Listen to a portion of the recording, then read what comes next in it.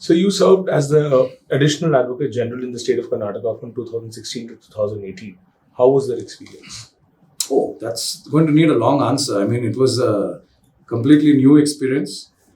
It was a good learning experience because though I had done some cases from time to time as a special counsel for the state and the center, I had never really been a government advocate at any point. I'd been on the private side.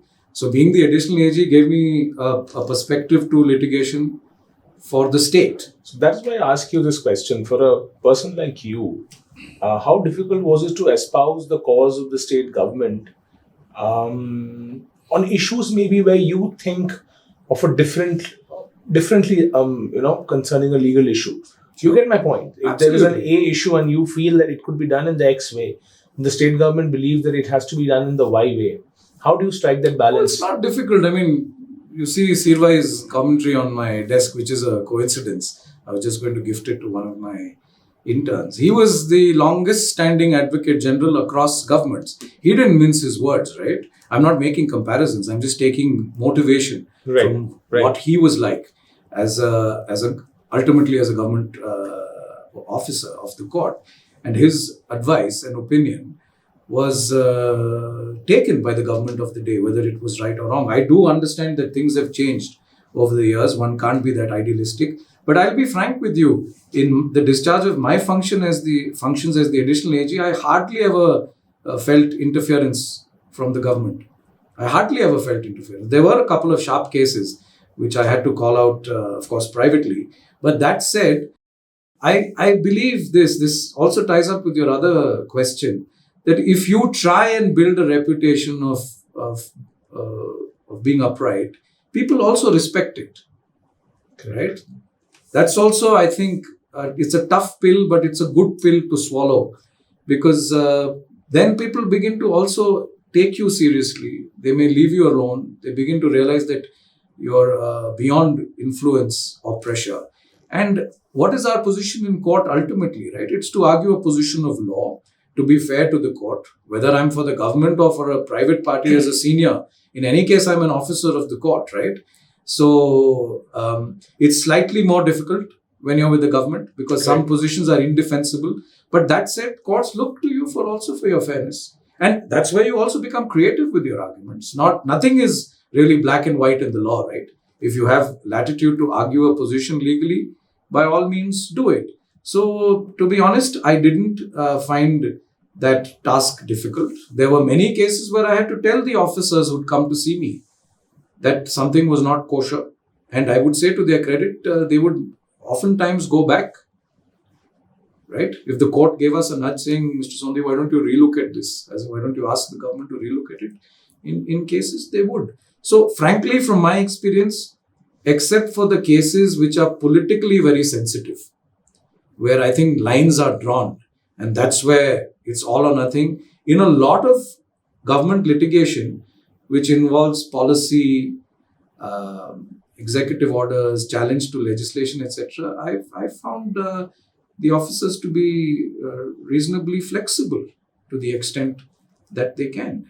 And if that means revising orders in some cases, or even accepting decisions of the courts, I found that to be refreshingly straight and fair. Right, but that means it's a rarity these days that you encountered.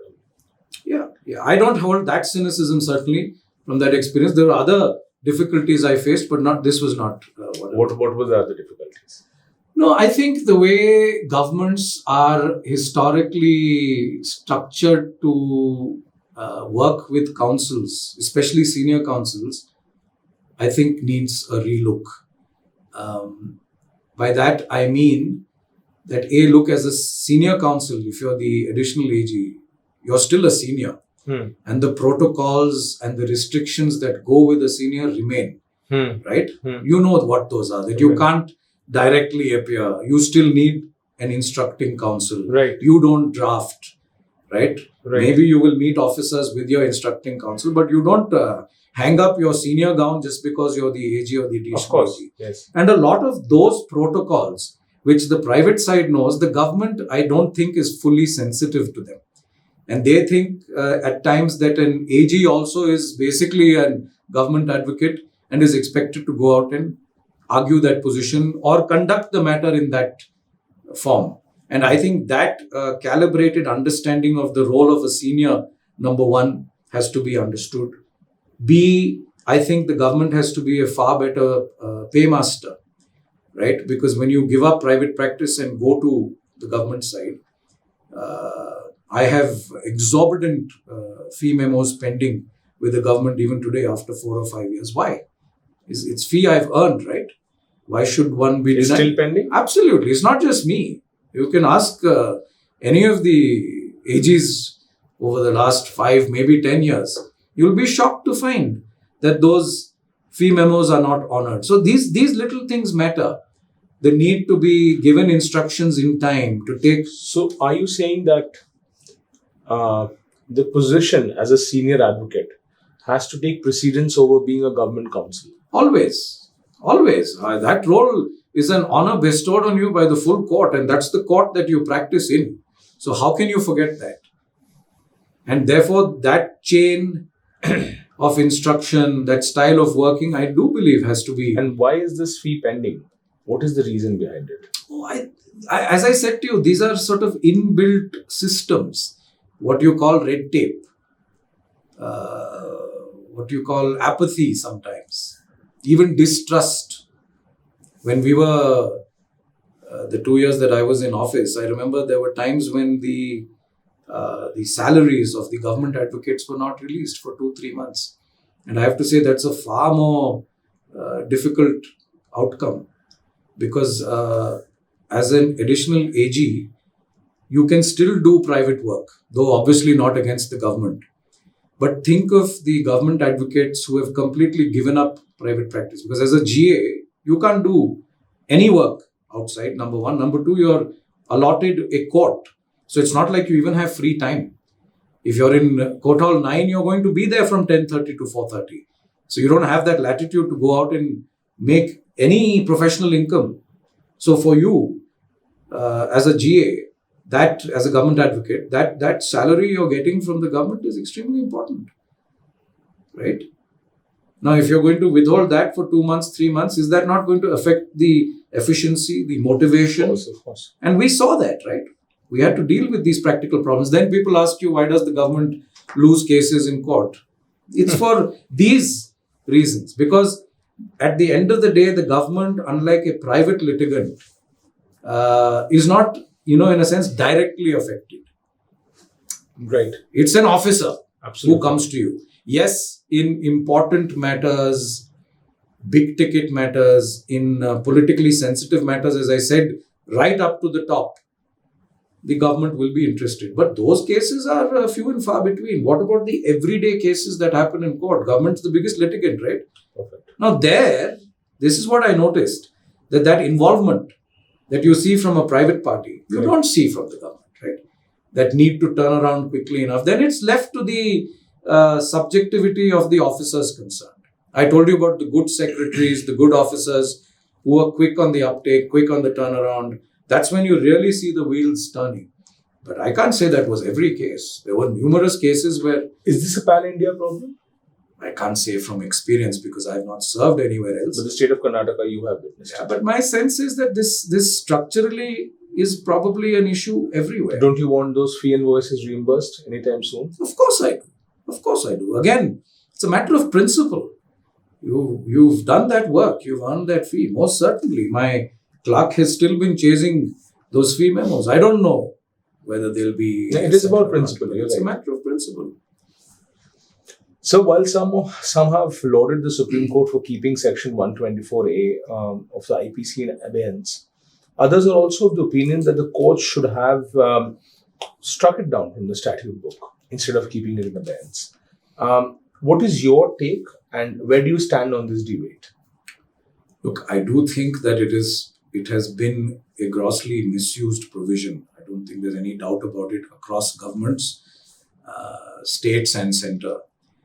But could the Supreme Court have struck it down is a slightly tall ask, because that means a final speaking order of the Supreme Court after considering contentions of all concerned and keeping in view judgments on the point which are already holding the fate, Yes. right? So I don't think that is something one could have expected. Keeping it in abeyance is, well, indirectly a form of staying it. Yes. And that itself, in a matter where constitutionality is in question, is a rarity. As you know, the stay of a provision, there's a presumption of constitutionality. Right. And in Health for Millions, the Supreme Court has said that you don't stay a statutory provision like you stay a government order. Right. Right? Because it has a certain presumption and a certain legal sanctity, if you will, that goes with it. And it's only when that higher threshold is passed that the court finds prima facie that a provision is unconstitutional, violative of Part 3, etc., that by a speaking order you can stay it. So yes, I do think, in my opinion, it's a start. It's a start. Whether the order could have been stronger, what happens to those who've been denied bail? Will their bail petitions be considered? What happens to the delay in the trials in that case? Those are, I think, some of the practical difficulties that councils are facing in connection with these matters. But honestly, we would rather have this order than not. Okay. Right? And in the circumstances, I welcome it. So my last question to you, actually second last.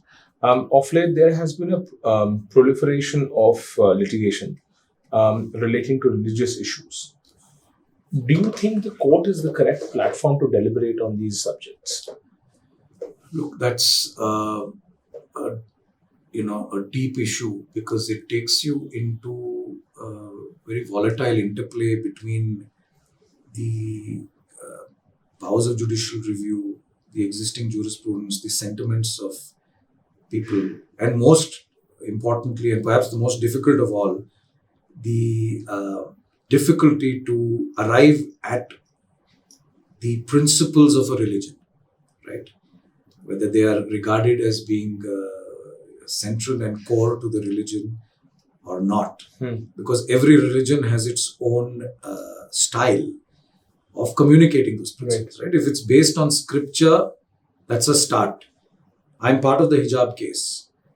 On whether the hijab itself is central to Islam, there are many views on it, because scriptures themselves are prone to being interpreted differently. What then of religions where there is no scripture and they are based on tradition and custom? So I do believe that at some point, the Supreme Court is going to have to lay down a broad set of principles as to how far you can go in matters of religious interpretation. Because look, courts can't rationalize religion. That's not certainly the purpose of the courts. Even if courts feel that there are parts of a religion which do not appeal to your liberal or everyday sense of fairness, not everything can be struck down through decrees of court, because this involves matters of history, precedent, faith, social sensitivity, social harmony, as we're seeing now. And therefore, I do think, in principle, judicial restraint in matters of pure religious interpretation should be the way, till such time we arrive at a point where we know what those parameters are. Right? Now, if there is a religious practice that is overtly violative of somebody's rights, sati. That's what I was coming to. Faith and consent, these two basic things, when we talk about hijab controversy, what I wanted to understand from you is that if a woman desires to have that clothing on her head, irrespective of what the book says, irrespective of what the scripture says, if she desires to have that piece of clothing on her head, how far can the state go to restrict that choice? Whereas sati is something which was never the choice. It was not like the woman used to say that, there have been instances even in the early 2000s where women were drugged in Rajasthan while they were being taken to do sati. So how do we compare these two? Because I think those of course are sharp cases. I mean, female genital mutilation. Yes. Those are all instances where there is an overt bodily violation. Yes. So they're not difficult to answer. I think the difficulty lies in the slightly more grey areas. Yeah. Right? Sabrimala. Hijab, consequently. Others, I don't want to say much about this because the matter is sub judice. But yes, the position taken in the High Court and in the SLP's file is that it's not a pure religious issue at all. It's also a matter of autonomy, of privacy, of expression, of gender identity. Once you get into that realm, the next question then is, who else is offended by it? Right. Right? That's the question then. If there is no overlap, then I think the intersection of the rights in a case like this is far broader. It goes far beyond a pure religious issue. Right? Maybe if you're looking even at the Ayodhya case, or now Gyanvapi, there are many layers there. You have the 91 Act. One thought that Ayodhya was an exception, but now it seems not necessarily so. Then because Justice Chandrachud's observation that the ascertainment of religious identity of a place does not fall foul of Section 3 of the 1991 Act. That's right. So that opens the door. That opens the door. Then that takes you much further. Questions arise: are these civil rights issues? Are they property disputes? Or are they going far beyond that? At what point can you raise them? To what extent does the law of limitation come in? To what extent does the law of pleadings and cause of action, etc., arise? And I think this is where the law, I think, will be tested. But my general sense is that on matters of religion, unless there is an overt violation, I don't think courts should get into the process of trying to equalize or rationalize religion. Do you think the appeal will be heard anytime soon? Which one? The hijab SLP? Well, I'm told a mention was made just before vacations. Number of times. It didn't get listed. So now the Supreme Court's in vacation, so we'll have to see. My last question to you, sir. Do we need a better yardstick than the essential religious practices test to determine the validity of religious practice? Look, that's a difficult question in the sense that the essential religious practices test itself has lacunae. There's no doubt. There's a good deal of writing around it and scholarship around it. And as to I'll tell you the difficulty. The process of ascertaining what an essential religious practice itself is difficult.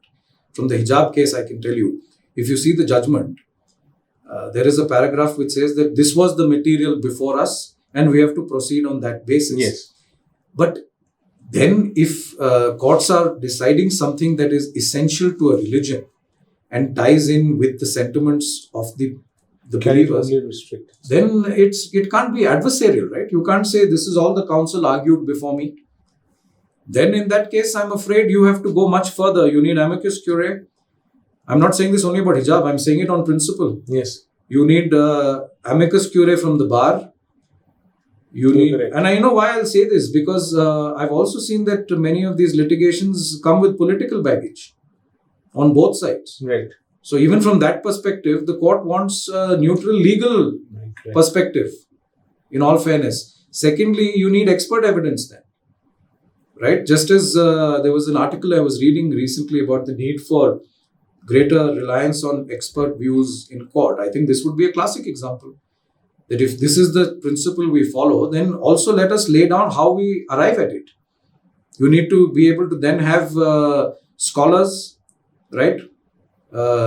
Theologians, professors of theology, deposing before you. It could be by affidavit. Exactly, because when we are dealing with the hijab case, even though we are looking at the hijab in an academic institution, when we come to this very basic conclusion that hijab is not a ERP, that itself has the wider ramifications. Of course, then you open floodgates to several such notifications across several such government institutions. Most certainly. You could and just rely on this judgment because UPSC could say tomorrow that that we will not allow anyone. Or maybe even the Bar Council could say. Yeah, because there are so many women lawyers who appear in the hijab every day. Precisely. So the determination of that, maybe in the context of a list that arose colleges, it has a far greater ramification, and that's where then I think that it can't then be restricted to ordinary adversarial mechanisms to decide these matters. Then there has to be assistance sought both from the bar, from experts, from theologians. That also then becomes vexed because, as I told you, scripture is prone to multiple interpretations. Who do you give more credibility to? historically. In this case itself, we found that there was scope for different interpretation. Because some scholars apparently believe that each line of the Quran is susceptible to 52 interpretations. So, in such a scenario, I don't know. So, yes, to answer your question, is the essential religious practice test adequate? Right. It may be, but then it has to be layered. The amicus curiae point that you said was... I think that would be important. Otherwise, it's still prone. It becomes, in a sense, like the rarest of rare case principle used for death sentencing. And this, I'm not saying, the Supreme Court itself has said more recently and repeatedly that its criteria are not still known, and it can be applied in different ways in different circumstances. And which is, really the difficulty with judicial doctrines, right? I do welcome laying them down because in a way it's the march of the law. The concept of collegium and basic structure, they are also judicial doctrines, right? Our constitution doesn't make reference to them. But in some ways the difficulty arises in their working. And you have to then keep revisiting them to see how they can be tightened further. Otherwise they're prone to subjectivity. Thank you so much, sir, for sparing this time for us. Thank you so much. Subscribe to our YouTube channel and click the bell icon.